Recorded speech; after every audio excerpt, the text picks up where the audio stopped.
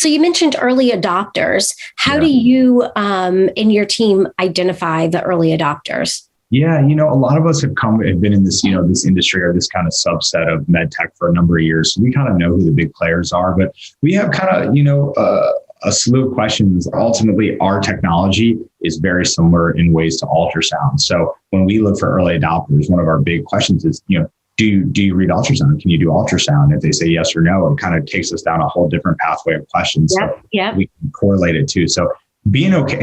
And honestly, you have to tell the tough questions. Like if we feel that when we have a conversation with a physician or whatever it may be, if they're really going to struggle with the technology, they might not be a good early adopter. And we have to ask those questions. Are you willing to put in the time early to learn this? Like if you don't have a great case, are you going to be discouraged? And I think, like I talked about earlier, you have to get uncomfortable with asking. You have to be comfortable with getting uncomfortable, I should say, to ask tough questions. And it's okay if someone says no, to say, let's talk again in a year. That's okay. But right now, where we are as a company, where this technology is, if you're not the best early fit, we'll come to you later. Or if, something changes in your practice. So I think it's important. You have to know your market. You have to know how to target. And once you get in front of them, you have to ask the right questions.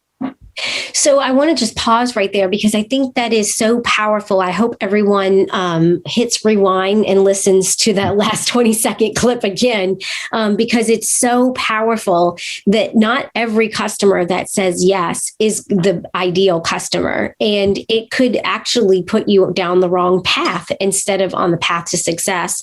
And so being willing to say, you're not the right customer for us right now.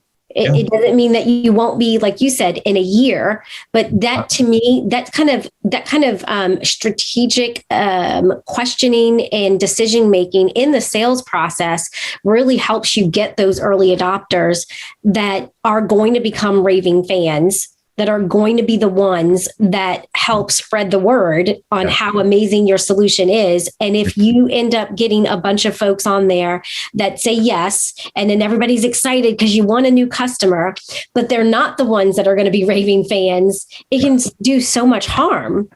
Absolutely. Like early top line revenue is great. It excites everyone. But if they fall out the back door in 3 or 4 months, we just spend a bunch of time and money onboarding them. Maybe they don't say something that favorable to their colleagues. It's going to hurt you in the long run. So you obviously have to play the long game on this. Obviously, everyone wants to accelerate. You want money in the door now. Luckily, we've got, like I said, a great board, great leadership, and great kind of investors that are believing in our story that are going to give us the opportunity to do this right. So we're very lucky we have that.